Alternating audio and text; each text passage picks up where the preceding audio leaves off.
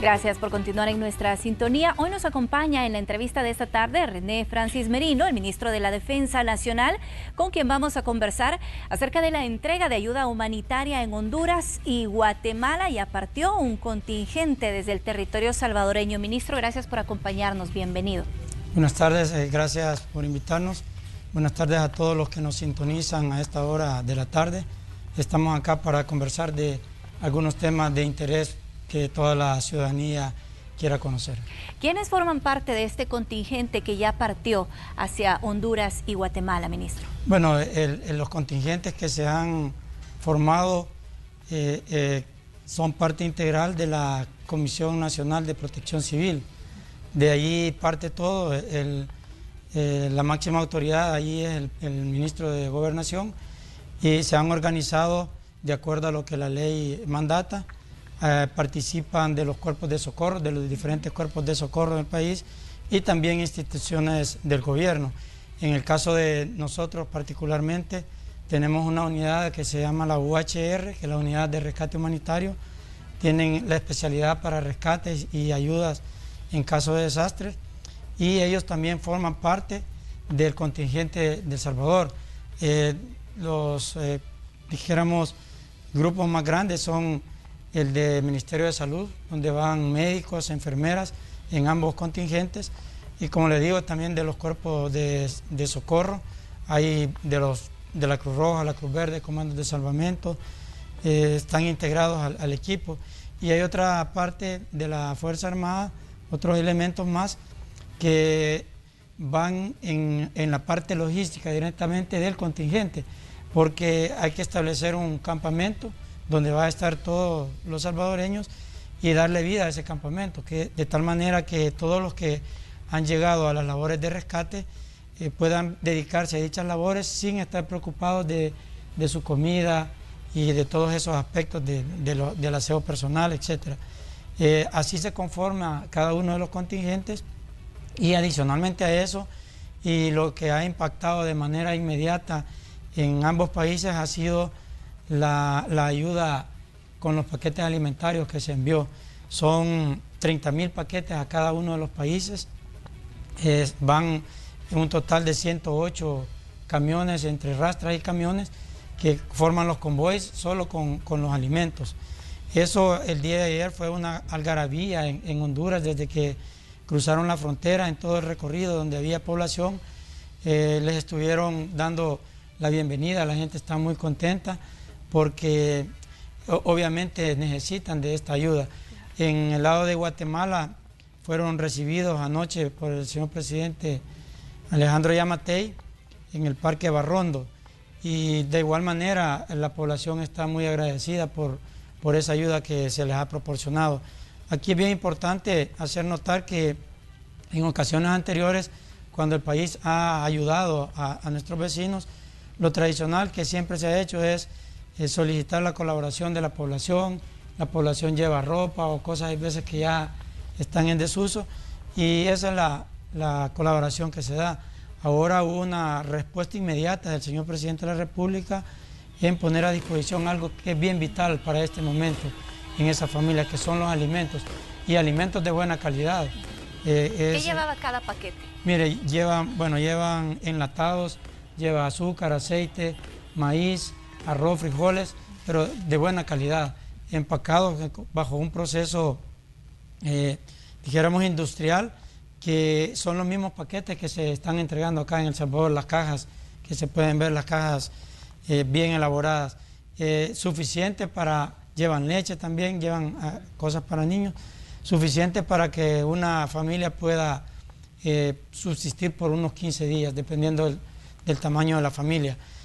Bueno, eso es una tremenda ayuda, pero también la parte humanitaria de rescate, que los equipos llevan, en el caso del contingente que está en Guatemala, también va equipo del MOB, vehículos de volteo, palas, retroexcavadoras, que también van a sumarse a los esfuerzos que están haciendo las autoridades guatemaltecas. Solo de la Fuerza Armada me gustaría saber cuántos elementos estarán participando en esta labor y pues cómo se preparan, porque tengo entendido que no tienen fecha definida todavía para regresar, sino que piensan permanecer en Honduras y en Guatemala hasta que sea necesario. Correcto, para el momento estos dos contingentes tienen la capacidad ya con lo que se les ha proporcionado de permanecer 15 días, pero eso no quiere decir que estén limitados a 15 días nada más, porque lo importante era actuar de inmediato, y para actuar de inmediato ya se les proporcionó lo suficiente, pero luego, en caso de haber necesidad de permanecer más tiempo en estos países, obviamente se les seguirá proporcionando toda la logística necesaria para que puedan permanecer en esos países el tiempo que las autoridades lo requieran. Los efectivos militares, como les digo, cada UHR tiene 30 elementos. Una UHR la compusimos de 30 elementos y los otros elementos que son aproximados de 18 más que van en apoyo en la parte logística, en montar los campamentos, instalar los hospitales de campaña y toda la parte. Van nanitas también, nosotros les llamamos nanitas a las que cocinan, van nanitas que están preparando los alimentos para todo el contingente salvadoreño. Tengo entendido que también antes de partir del territorio salvadoreño todos se realizaron la prueba PCR. Esto se hace con el propósito de que no exista una propagación, pero me imagino que también llevan equipo para protegerse. Sí, se hizo todo el protocolo desde que el señor presidente ofreció la ayuda a estos países. Nosotros en Protección Civil, como le digo, el ministro Durán convocó y nos reunimos todas las instituciones, comenzamos a ver todos los detalles de la parte logística y la parte, ahora hay que agregarle a esto la parte de la bioseguridad. Y fue de lo primero que se hizo, tomar las pruebas PCR a todos los integrantes. Además de esto se llevan implementos de mascarilla, guantes, alcohol gel, y al interior del campamento van los médicos, que son los que van a apoyar a la población civil al exterior del campamento, pero en la parte interna del campamento también hay personal que se va a dedicar a atender al personal de nosotros. La UHR CEFAC lleva una escuadra de personal de sanidad militar para atender al personal nuestro. Esto es igual que cuando se despliega un contingente en el extranjero, en Europa o en África, donde la unidad tiene que ser autosuficiente, llevar todo lo necesario para la subsistencia de su personal. Y bueno, hay que mencionar que esta emergencia ocurre también una semana después que tuvimos una situación muy compleja acá en el territorio, en Nejapa. Tengo entendido que todavía están buscando a una persona desaparecida. Efectivamente, todavía hay actividades que se están realizando. Recordemos que en el caso del gobierno, la labor no finaliza cuando desaparece el fenómeno que la generó, la emergencia, sino que hay una fase posterior al evento en la cual se continúan realizando tareas. Para ser bien puntual, las 35 familias que salieron afectadas, ellos están siendo atendidos en 4 albergues ahí en el área de Nejapa. Y adicionalmente a eso, o paralelamente a eso, la ministra de Vivienda está encargada de proporcionarles las viviendas a ellos luego de que haya pasado el evento. Entonces ella ha buscado un terreno y ya el señor presidente dio las instrucciones de construirles las viviendas a todos ellos. Y esas actividades requieren la presencia de los funcionarios del Ministerio de Vivienda, que están haciendo toda la documentación, todo el papeleo. Pero también el ministro de Gobernación logró conseguir fondos para proporcionarle ese dinero a las familias, de tal manera que desde el momento en que salieron afectadas hasta que les entreguen sus casas, puedan subsistir de manera, dijéramos, sin mayores preocupaciones, aparte que han quedado prácticamente con nada. Entonces se les está dando a través del Programa Mundial de Alimentos, se han conseguido $100 por familia y el gobierno les está dando otros $150 más. Esto les hace $250 mensuales que les van a servir para subsistir mientras les entregan las viviendas, pero también se les está entregando la alimentación en los albergues. Estas actividades son parte de las cosas que se siguen haciendo ahí, y por otro lado seguimos nosotros también haciendo el despeje de toda la quebrada y la búsqueda todavía de la persona desaparecida. En la parte alta donde fue el desastre de las comunidades Los Angelitos 1 y 2, en el Picacho, han quedado unas rocas sueltas bien grandes. Las hemos estado dinamitando, demoliendo de manera controlada con el Comando de Ingenieros de la Fuerza Armada, de tal manera que no constituyan un peligro para la población que está en la parte baja. Ahí. Correcto, y no solamente ahora en la época de lluvia, porque luego que desaparezca el lodo, se convierte en polvo, y eso, si esas rocas no se desaparecen de ese lugar, pues constituyen un peligro para la gente que está en la parte alta, en la parte baja. Esas son parte de las actividades que todavía se continúan realizando en ese lugar, dándole la seguridad en los albergues. Es decir, que no termina solamente con la remoción de los escombros, la recuperación de las personas que todavía estaban desaparecidas, sino que hay actividades que deben de continuar haciéndose para regresarle esa tranquilidad a las familias y puedan seguir desarrollando su vida de manera normal. ¿Cuántos elementos continúan en esta labor? Usted mencionaba que son varias actividades, sí, desde la limpieza del lugar. Obviamente habrá que entender que este no será un espacio en el que nuevamente se puedan ubicar las casas así como estaban con anterioridad, y que pues ya sabemos la fatalidad y lo que ocurrió en una situación de lluvias. Correcto, siguen realizando esas actividades, y como bien se sabe, ese lugar obviamente puede volver a suceder algo similar, ¿verdad? Entonces la señora ministra de Vivienda han conseguido un terreno en una parte segura donde se puedan construir esas viviendas y el peligro para ellos desaparezca. Esas son las actividades que se están realizando. Hay, por ejemplo, de la Fuerza Armada tenemos 27 elementos todavía que están empeñados en esas tareas, pero eso no significa que no se puedan aumentar en caso de ser necesario.